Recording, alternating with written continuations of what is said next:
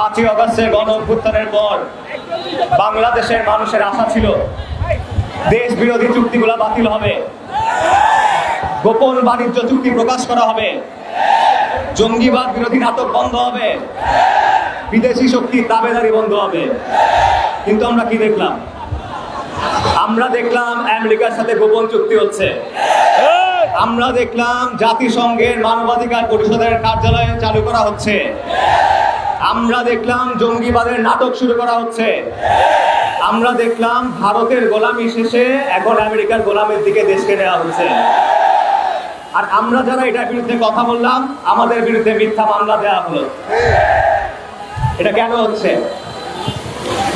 আপনারা এই যে মানবাধিকার কমিশন, এই মানবাধিকার কমিশন পৃথিবীর 18টা দেশে আছে। অর্ধেক দেশে গৃহযুদ্ধ, অর্ধেক দেশে অরাজকতা। আমাদের প্রশ্ন, বাংলাদেশে কি কোনো গৃহযুদ্ধ চলতেছে? তাহলে বাংলাদেশে কেন এই মানবাধিকার কমিশন?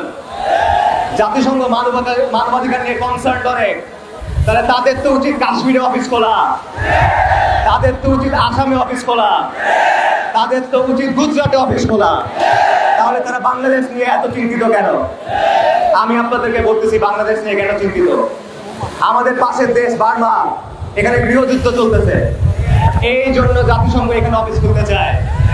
জাতিসংঘ এই গৃহযুদ্ধে বাংলাদেশকে টেনে নিতে চায়। জাতিসংঘ এই গৃহযুদ্ধ বাংলাদেশে টেনে আনতে চায়। এই কারণে তারা অফিস খুলতে চায়। এই গৃহযুদ্ধকে কেন্দ্র করে প্রক্সি ওয়ার চলতেছে।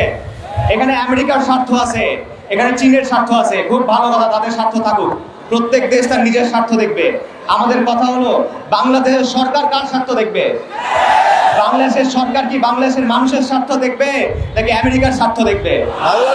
আমাদের প্রশ্ন হলো এটা যে বাংলাদেশের সরকারগুলো কেন একবার দিল্লির দিকে সাজদা করে, আরেকবার হোয়াইট হাউসের দিকে সাজদা করে?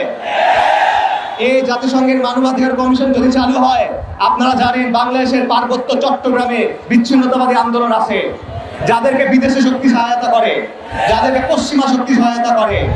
এই অফিস খোলার পর পার্বত্য চট্টগ্রামের কি হবে? এই দায় কার? এই দায় ইন্টারিম সরকারের।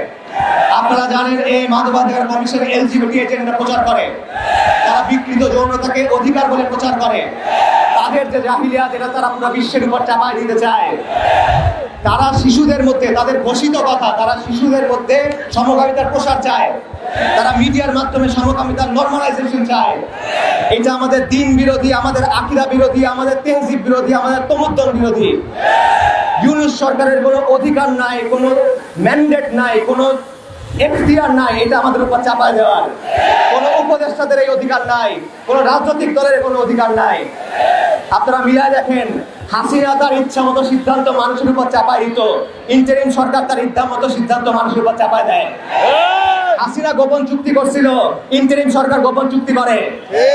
হাসিনা ট্রানজিটের নামে করিডোর দিছিল, ইউনূস সরকার মানবাধিকার নামে প্রক্সি ওয়ার আনতেছে। হাসিনা বন্ধুত্বের নামে দেশকে ভারতের হাতে উঠাই দিছিল, ইউনূস সরকার দেশকে আমেরিকার হাতে উঠাই দিতে চায়। আর যখন আমরা এটার বিরুদ্ধে কথা বলি, আমাদেরকে বলে জঙ্গি, আমাদেরকে মামলা দেয়, আমাদেরকে ভয় দেখায়। আমরা জানাই নেই, এই মামলার ভয় দেখায়, হামলার ভয় দেখায়, খুনের ভয় দেখায় লাভ নাই। তাওহীদি জনতাকে সবচেয়ে বেশি নির্যাতন করছে হাসিনা।